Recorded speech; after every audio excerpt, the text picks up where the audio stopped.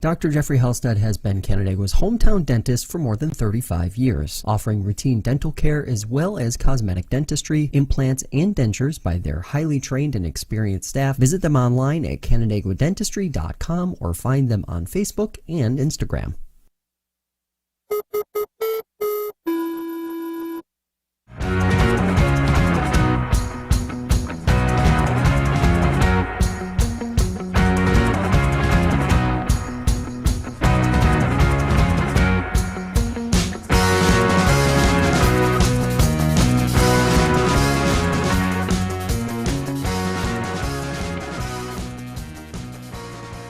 Happy Thursday, everybody. Welcome into Concrete Jungle, a New York baseball podcast here on FingerLakes1.com. Paul Russo and Kyle Evans here with you as always. It's been a couple weeks.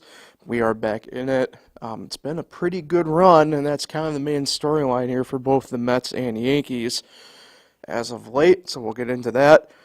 First, get a quick word in from our partner. Obviously, you saw the jump, Dr. Jeffrey Halstead, but we have a new partner here with us, the Lux Hotel and Conference Center here in Seneca Falls. The next great location for your overnight stay, wedding, event, reception, meeting space, and much more with on-site food and beverage at Woody's Bar and Grill. You find everything you're looking for in one spot with us. Contact the Lux Hotel and Conference Center today to inquire about your next opportunity. So, Kyle, how's it going? Been a few weeks, obviously, like we mentioned. You were able to go to Cleveland as you jinxed yourself and predicted. You had a doubleheader even on your Saturday game, but you saw all three. Also saw some basketball as well, I noticed. So, a pretty busy weekend for you over in the 216. Yeah, it was a good time. Obviously, I wish they would have won all three. It was a painful walk out of the stadium, losing in extra innings. I will say Cleveland fans were all over me, and that's no joke. I walked up the aisle, and, they're telling me to go back to New York, and I'm thinking, you guys just lost 2 of 3. But, yeah, the Cavaliers game I went to Friday night because of the rain out, that was a good time. It was the second to last regular season game of the year, and that night they actually officially clinched a playoff spot. So, yeah, it was a good time. But like the previous times I've been, they always lose the series finale. They always, the first time they took 3 of 4, and then this time they took 2 of 3. It is what it is. At least they win most of the games when I go. Right. Can't complain about that. Especially, I guess, too, considering Cleveland by numeric number, best team in baseball at the moment. So, Yeah. One of those things where you just kind of have to chalk it up to baseball being baseball and move on. For the Mets and Yankees, they've had a pretty good couple-week run here since we last spoke. Both teams, the Mets digging themselves out of being below 500 to find themselves now a couple games above 500. For them, kind of everything kind of coming together a little bit. It's kind of interesting. We talk about a lot, or mention at the very least how these teams kind of mimic each other sometimes. It's kind of funny. I was thinking about this the other day, and we can kind of maybe make this a jumping point. Aaron Judge certainly is still struggling below the Mendoza line still. Lindor now finds himself above 200 at the very least. But, it's kind of interesting because when we last were talking about, sometimes it takes a little bit out of the gate to get going a little bit and stuff like that. And Judge spoke on it a little bit within the past week about how, if this was, and he's right to a degree, right? If this was July, we probably wouldn't really be talking about the struggles that he's been having, especially, right? And to a degree, right? Probably wouldn't even been talking about with Lindor. It'd be a mundane kind of thing, right? Where we talk about, it's just baseball being baseball. It's just that beginning of the season, right? Things get highlighted and kind of amplified, I suppose, to a bigger audience, sort of, right? A bigger, maybe spotlight of sort. I think with the Yankees this year, it's a little bit more amplified, obviously, and probably justifiably so, right? I mean, having Juan Soto ahead of you in the lineup and kind of see what Juan Soto's been able to do, it kind of makes you kind of go, okay, like, what is up with Judge? Now, I want to kind of table a portion of that, at least in my opinion, for a moment because Juan Soto is leading all but one offensive category at the moment for the Yankees, being that one, the outlier being stolen bases, which is going to Anthony Volpe right now. And I would imagine we probably won't see Juan Soto take the lead for that this year, although I wouldn't be upset if that were to hypothetically happen. I just don't see it. But, for both these guys, Lindor obviously is kind of taking the next step. And Judge, I think he's having good at-bats for the most part. It's just one of those things where I think baseball kind of just works itself in different ways, and he finds himself in a tough spot. And it's pretty interesting because yesterday we have the, and I'm intrigued to hear your thoughts maybe slightly on this, the balk or ghost balk or whatever gets called and kind of spares Judge from a strikeout and ends up hitting a home run in the first inning yesterday against Oakland. It's stuff like that to me you can kind of build off of, right? And kind of hopefully get yourself out of an early season hole. Yeah, I liked what I've seen the last 2 nights from him. 2 hits last night, a hit the night before, a double home run mixed in there as well. I think he's finally going to turn the corner here, and hopefully tonight that continues. If you would have told me, to start the season that he'd be hitting under 200 and Garrett Cole, is not part of the pitching staff, I would have said there's no way the Yankees are 17-8 through the first 25 games. So, yeah, you can thank Juan Soto, as you mentioned, for that. Glaber's not hitting either, which is more crazy. If you would have told me that too, I'm like, wow, no way. So yeah, other guys are producing. They've had some rough games mixed in. They've been shut out 4 times in their 8 losses. That's kind of weird. Their first shutout last season didn't come till June. So I don't know. They have these odd games where they just don't hit, and then other nights where they're getting on base and hitting a ton. I know that's part of baseball, but when you see their record, you wouldn't think that they would have this many shutouts in their first 25 games. Because on the opposite side of that, now admittedly I didn't check this morning on it, although I don't think anybody did get shut out yesterday. I could be wrong. The only other team with more shutouts in Major League Baseball than the Yankees this year has been the Chicago White Sox, who have scored, 44 runs? I mean, they're just a dumpster fire. 44 might be generous. I'm going to take your word for it, but 44 feels like a generous number. It just feels like that. Anyway, yeah. The Juan Soto effect's pretty big, and it's one of those things where you look at these numbers that Soto has, and I'm not surprised. I mean, you're in front of Judge, and we talked a little bit about it, preseason, right, where it's like if you're an opposing pitcher, you have to pick your poison kind of in a way, right? So obviously, in theory, Soto being ahead of Judge, he's going to be seeing the quote-unquote better hitter pitches than Judge. I think that might be playing a little bit into an effect on this. I don't think, maybe as like a necessary whole, it's playing the biggest factor. I do think there's a certain percentile on it that you have to give Soto seeing better pitches for a hitter than Judge. I don't think there's really a way around that. We've seen it in the past, right? I mean, throughout time, not to go full-fledged baseball nerd here for a moment, right? But like the one that always sticks out to me is there's only 150 home run season in the 1970s. That was George Foster, who, don't get me wrong, was a great power-hitting outfielder. But the reason why that happened with that Reds lineup was the fact that he was kind of this muddled in between Tony Perez and Johnny Bench and Pete Rose and Joe Morgan, right? Like, obviously, in that situation, George Foster probably going to be seeing the better pitches, right? Stuff like that. So I'm not trying to make it sound as if, like, Soto and George Foster are on the same plane. They're not. But it's just one of those things where it's like you have to pick your poison. Obviously, you're going to pick whoever's up front because that, in theory, will cause you the less damage if you make a mistake, and you can pitch more around the person who's behind. Like, I wouldn't be surprised, and I don't think we'll necessarily see it, but I would, especially just the way the Yankee lineup is kind of as a whole through the first now month of the year pretty much, where everything's clicking enough that they're making it work, and you don't want to really mess with it too much when that's going on. But I'd love to see, just for like a game or two, Judge be batting second in the lineup, Soto be batting third in the lineup. Or however you want to maybe shake it out to where Judge is in front of Soto and kind of see exactly if the hypothesis of Soto seeing better hitting pitches is correct, you know. Yeah, I'd be down for that. He was on Talking Yanks the other day, as he usually is on Tuesdays, and basically shot that right down to the guys. So don't expect to see that, even though it would be nice. Oh, I don't expect to see it either. I don't know. I think Judge is, like I said, going to get going.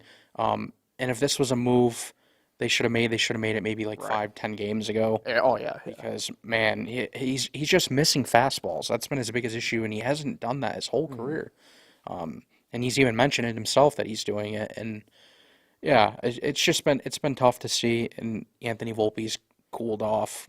Glaber isn't hitting at all. Yeah. Anthony Rizzo finally is getting his power back the last few nights. But that's why they've been shut out. Some of these guys just aren't giving him what they should be giving them. And the catching position, I don't even want to get started with that. Yeah, it's a mess. Offensively, it's a mess. Yeah, Austin Wells is 4 for 40 Yeah. after a bunt single last night.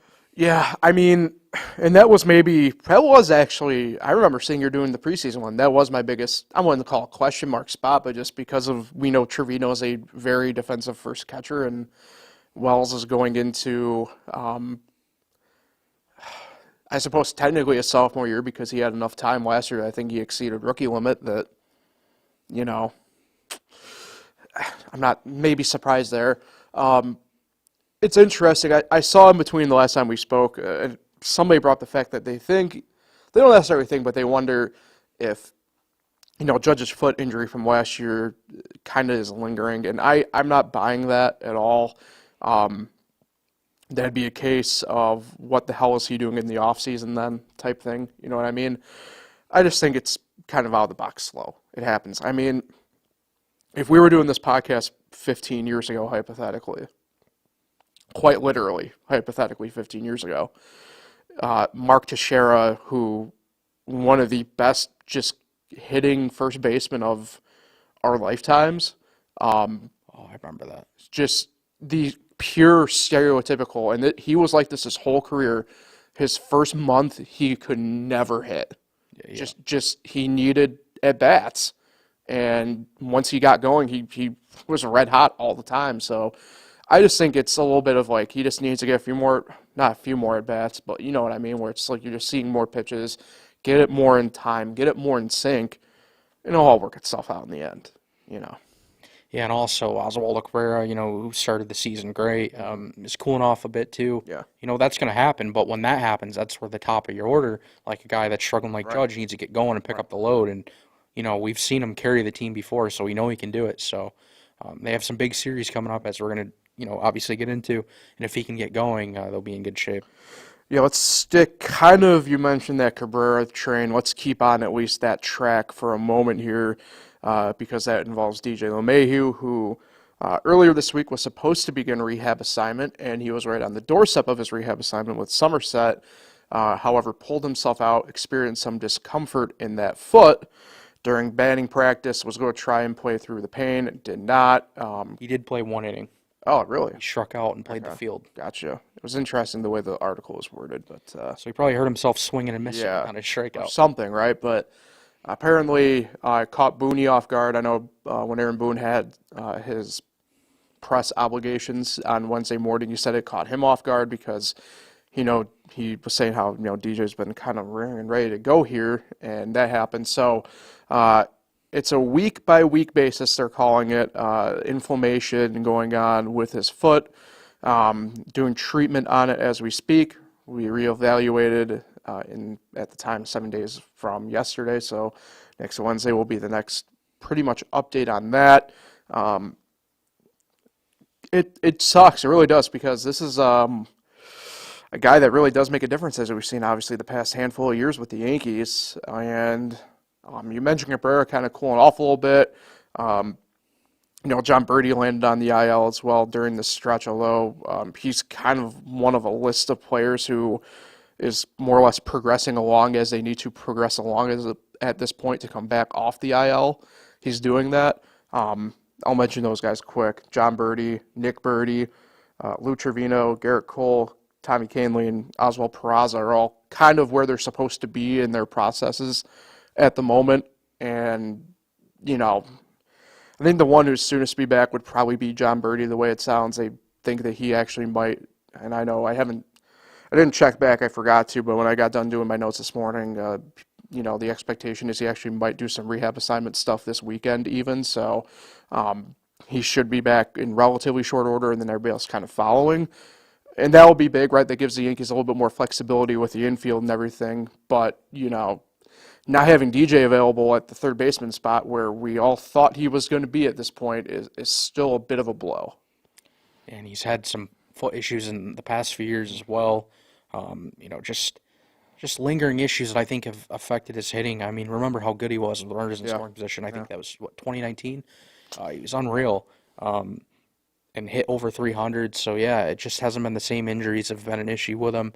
He's a good defender, too. I'd rather have him over there than Oswaldo, who's been fine and who's done a fine job. But a veteran guy like that would be nice. And the only thing with John Birdie is I like John Birdie a lot. And it just sucks, though, because he's used to playing a ton. Correct. And I don't think he's made to platoon No. and be benched for 2-3 days like he did and then go in and try to hit. Yeah. I think that's throwing him off. He played 133 games last year.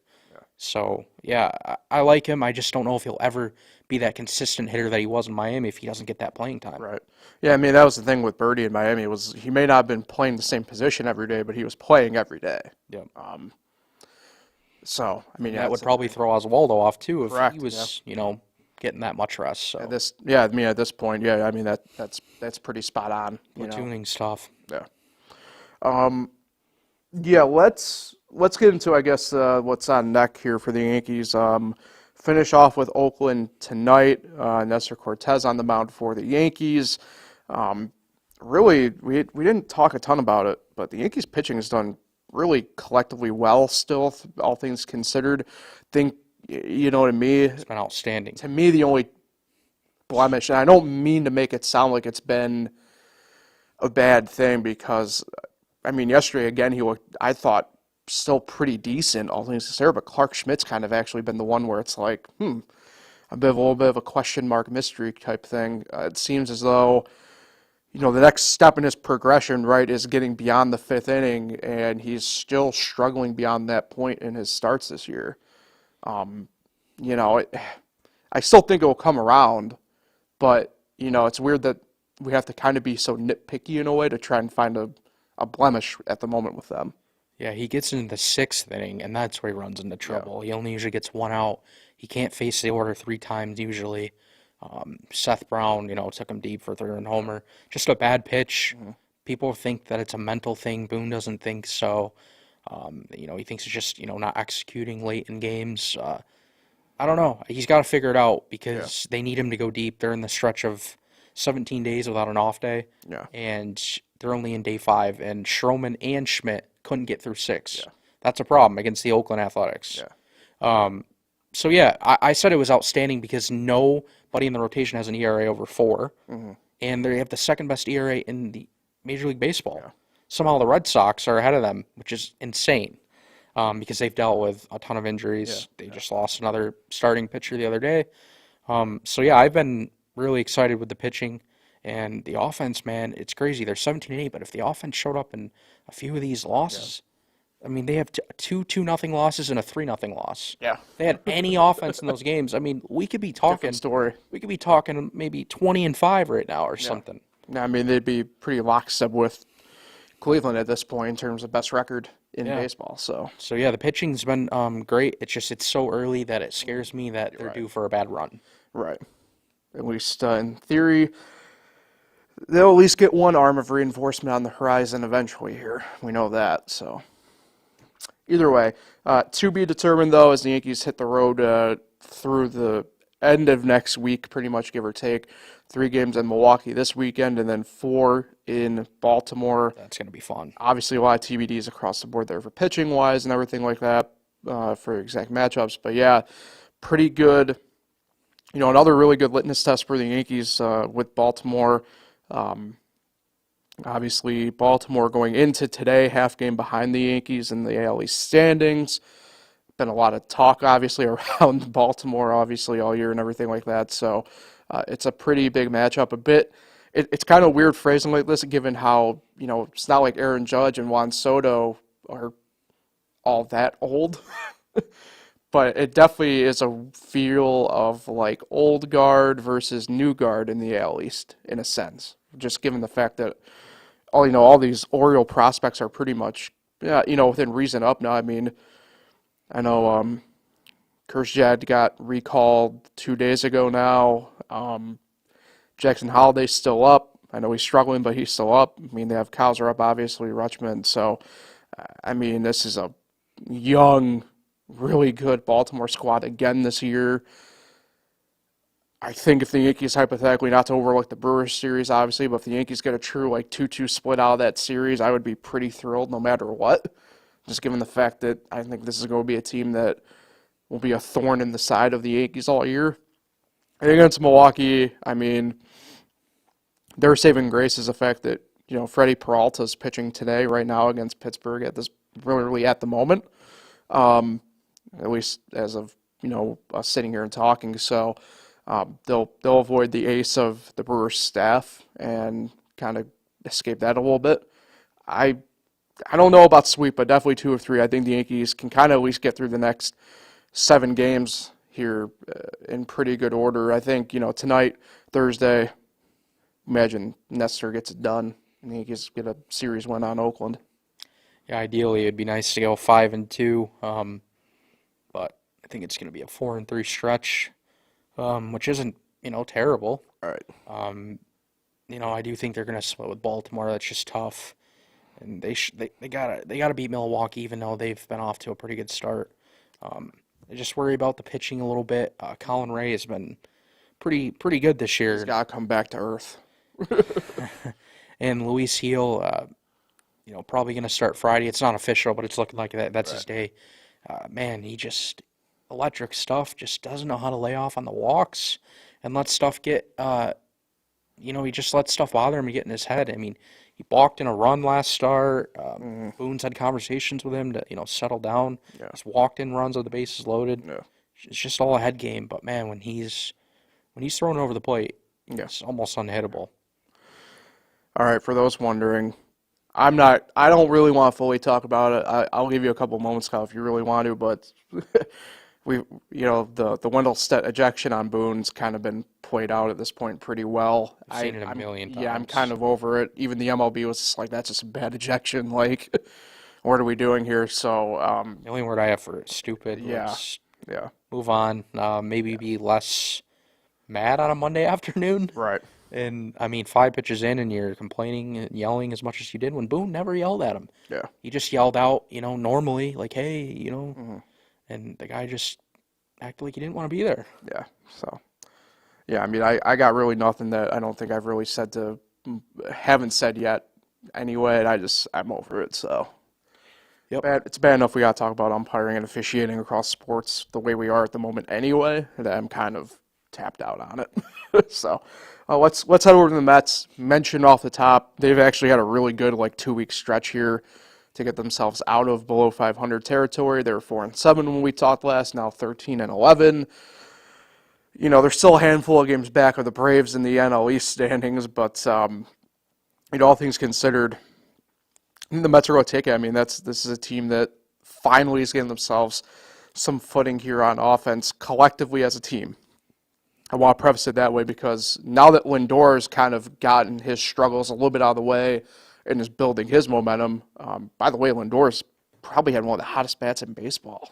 It's been a nice welcome sight, I'm sure, for Mets fans and fantasy owners and et cetera at this point, as well as him, that now the spotlight slowly is getting transitioned over to Brandon Nimmo, who was, I think, at 183 on the average market last I saw. Could be a little bit off, numerically speaking, but 186. 3 points off. Damn it. But for the Mets, it's a lot. Like I said, to me, it's a lot at the Yankees where things are clicking and going good for them right now. And their pitching has been, again, a pretty good sight for them to the point that, their starter situation again here, I look at it, it's like, okay, Jose Quintana has, the highest ERA, and I think it's at 4 point something. Like, you'd like it a little bit lower, but I don't think you're exactly complaining too much this early in the season about an ERA like that. When you look around the league and there's a couple like 11.5s floating out there and 7.5s, it's a pretty good sight, I'd say, for the Mets at this point that it's like that. They're getting a little bit of reinforcement back here as well. Tomorrow, we'll get to that in a minute, but for the Mets, the past couple weeks, definitely a good turnaround point and good footing for them for the rest of the season, at least a month in anyway. Yeah, they're 13-6 since they went 0-5 to start the year. Yeah. They had that little 3-game losing streak on this West Coast trip that, kind of surprised me. I thought they would do a little better against the Giants, but they didn't hit. That's we keep saying it when we do these, that when they hit, they're in good shape. And the one game they did hit, it just happened to be one of the spots where it's like pitching just couldn't get it done that day. Yeah, they scored 2 runs and 1 run in the first 2 games in San Francisco, so not good enough. You mentioned it well, 9th best team ERA in baseball, all of baseball. Yeah. Bullpen ERA is the 7th best. They just got to put up some more runs, and they could get to where the Yankees are. Maybe close to that 10 games above 500 mark if they just start hitting consistently. Yeah. And the guy that surprised me the most that I mentioned about a month ago, Starling Marte. Yeah, I was about to bring him into this a little Healthy, bit. Yeah. hitting 290, had a couple multi-hit games on the road trip, and had some power as well. So good to see. Yeah, especially in a lineup that I mentioned they're getting a reinforcement back in. That would be J.D. Martinez. Finished rehabbing with Syracuse yesterday, was dealing some back issues, but will be rejoining the team tomorrow officially. It's kind of weird how they phrase it, right? Rejoining when he hasn't officially kind of joined them yet this year. It's really weird how they were phrasing it. But Mendoza said that he'll be the primary DH. There'll still be spots where he won't play a day, just as he kind of builds back his own strength and whatever, but he's going to be the primary DH now. And you have to give a lot of credit to DJ Stewart, who, admirable job. Going to be really interesting to kind of see what the plan is going to be with him. I'm assuming they're obviously going to keep him, especially until JD kind of gets back to full force here. But, Stewart gives you a little bit of versatility, can play first, can play corner outfield. I would imagine he hangs on to a roster spot some way, shape, or form. The one negative or downside with the Mets right now, probably Francisco Alvarez, going to be out for 8 weeks. Just had surgery on his left thumb to repair a torn UCL. And yes, you do have UCLs in your fingers, people. I can't believe the amount of people I saw say something about how he's going to be out for an extended period, more than 8 weeks, because it's UCL. Not reading what I would call the fine print of the situation. Not the first time. I know it's the first time for the Mets or Yankees when we've talked about this, but not the first time in baseball recently we've heard about somebody having to have a UCL surgery on a finger or appendage that's not their throwing elbow. But it's an 8-week timetable for him. Mendoza said, too, they're probably going to be a little bit extra cautious, just given the fact he's a catcher, obviously a right-handed thrower with that, so you're catching with your left hand. That's the hand he had surgery on. Might be a little bit more cautious going back into this, but we're looking at an 8-week timetable, so not all is completely lost with Alvarez here, but now you're going to be having Tomas Nido back up with the Mets here. Obviously, he's been back up with the Mets, but a situation that you're losing a pretty key offensive piece in this lineup who, he got out of the gate pretty good, kind of continued what he started last year in his rookie campaign, and unfortunately, go be sidelined here for the next month and a half, 2 months, the way it looks. Yeah, that was such a tough injury for him. Yeah. He slipped rounding the first base bag and, went to hold himself up and, just jammed the finger. And, you kind of knew right away that it was not good because it just the way it went. That's gonna suck. He was a big part of their offense last year. Such a young guy and, a great catcher as well. So Omar Narvaez is going to need to start hitting. He's 6 for 32. Not great, but I know catchers don't usually provide much anyway. That's why Alvarez is special in that way. But other guys that I want to mention quick is like Tyrone Taylor. Oh yeah. 327. Harrison Bader had some go-ahead hits on the last homestand. He's hitting 277. And it's just tough because like we can't really kind of give those guys recognition in the maybe true traditional sense because they just don't have the at-bats yet, technically, right? Yeah. To really say like, oh, they're leading. Obviously, a thing like I know it's a like casual listener or viewer for baseball. Like you're saying, I'm like, how come you just said Starling Marte is their team leader and average at 290 when that guy's batting 326? Well, Marte's everyday player. He has the minimum at bat, which I mean at this point in the season, I don't know what it technically is. I'm not doing the math on it right now. I could kind of care less, but yeah. I mean it's those role guys. It's weird saying Bader's a role guy, but like they're really doing a great job in those spots. And despite Brandon Nimmo struggling, he leads the team in RBIs. How about that? Baseball. And he leads the team in walks. Incredible. So I guess he's still contributing in some ways that doesn't really show up. It's just the bat element of it, right? That we know Nimmo can hit and hit well. It's just.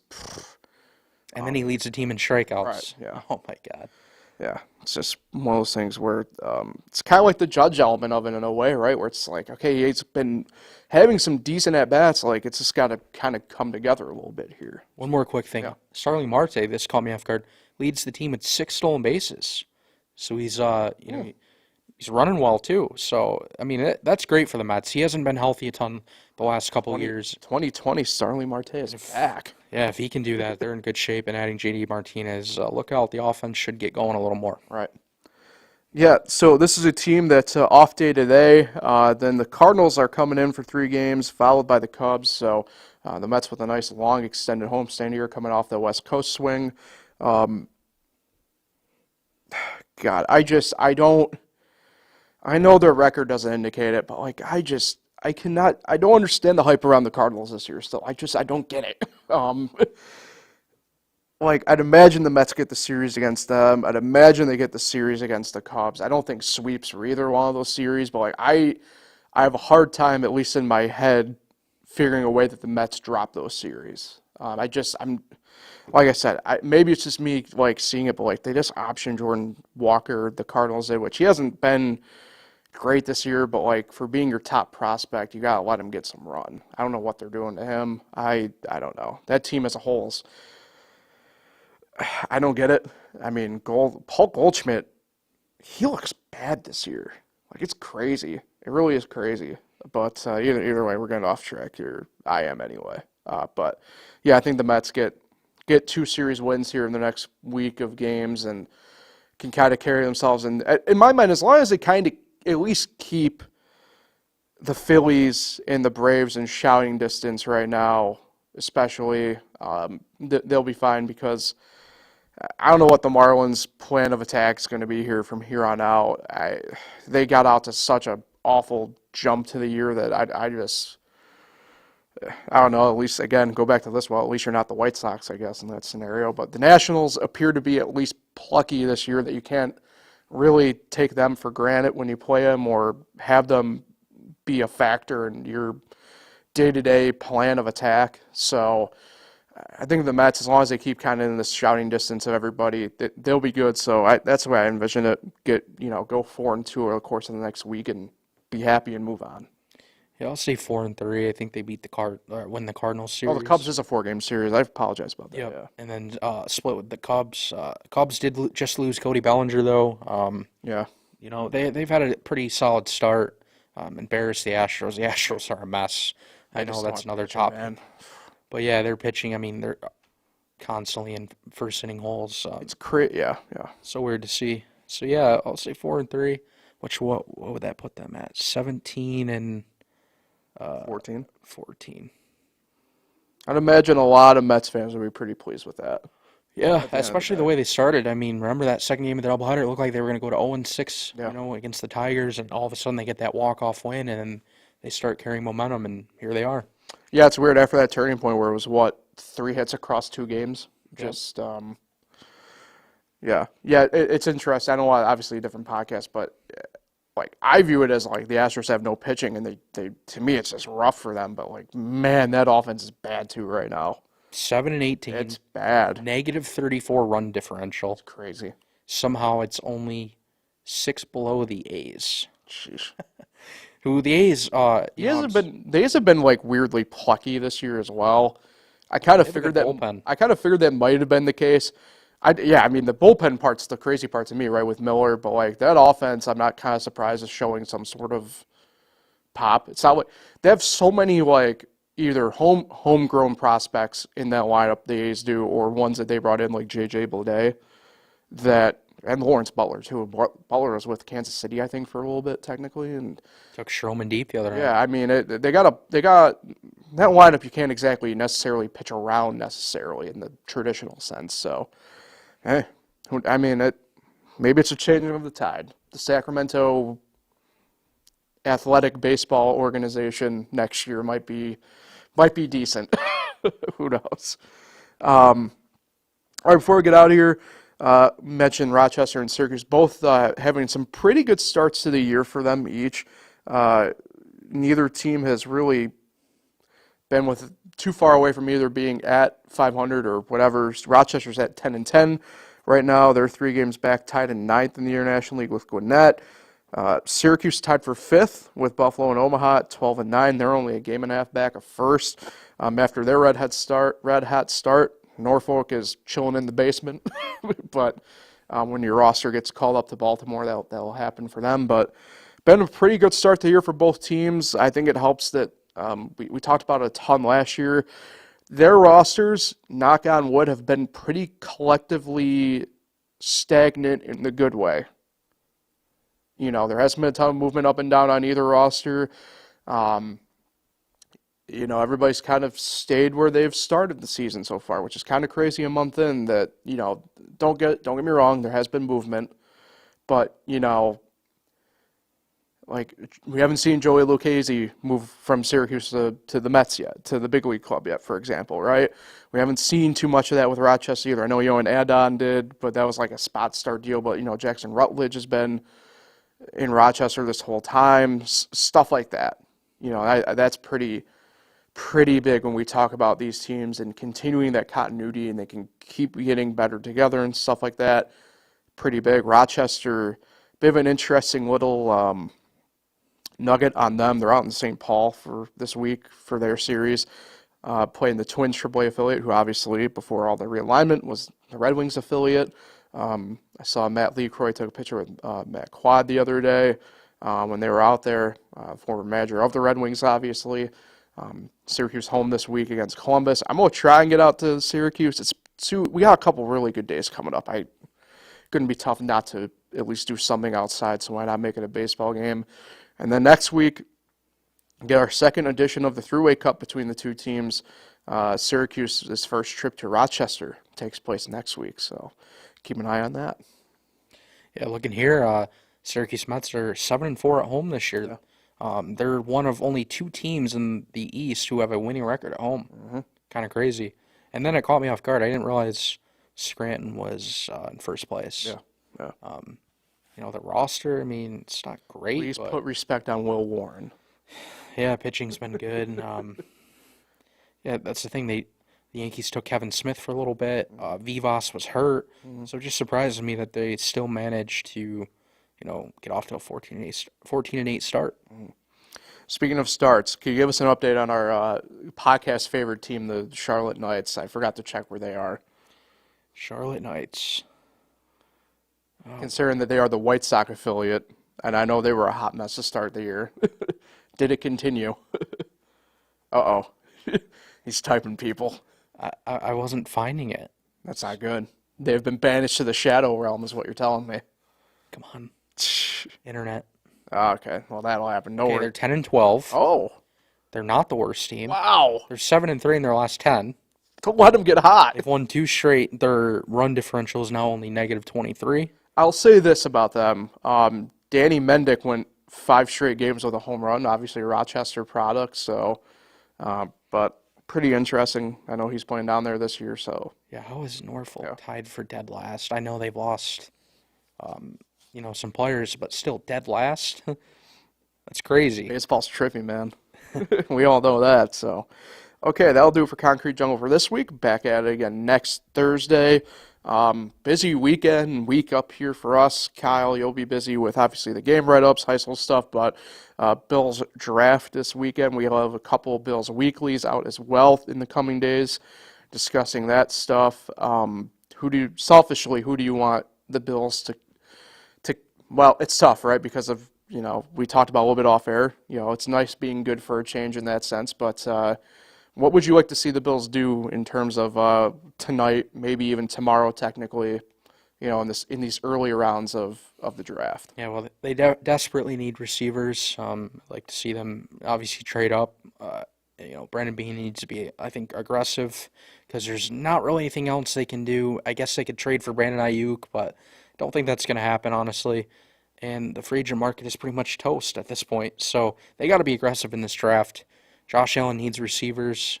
I mean, we were talking last year at times when the offense was struggling, when Diggs was kind of quiet. And, I mean, imagine now with Diggs gone and Gabe Davis gone. I mean, jeez, they need to get some weapons here. So trade up. I do like a few names, Xavier Worthy for sure, Brian Thomas, just to name a few. Then there's some other guys that I just don't think they'll land. That would be nice. Yeah, I mean, I don't like to do all these. I'm not a mock draft Neither am person. I. I hate it. I think it's ridiculous to spend a month of it and try to predict how they're gonna things just happen that you don't expect sometimes. So you waste all your time. Yeah. So I just like letting it play out and not really have too many expectations other than just when I hear the Bills make a pick, let it be a receiver. Yeah. So we'll see how it goes. If they don't trade up, it's gonna be a late night. Yeah. So I'll be up though, ready to cover it for sure. Yeah.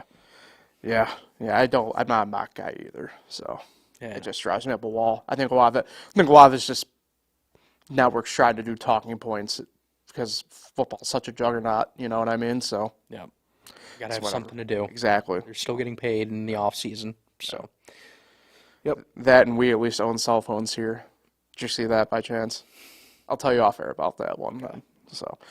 Appreciate everybody for tuning in. We'll be back at, like I mentioned, next Thursday. Recap the week that was, preview what the week ahead will look like, and update any injuries and fun stuff for the Mets and Yankees. Enjoy the weekend, everybody. We'll talk to everybody next week.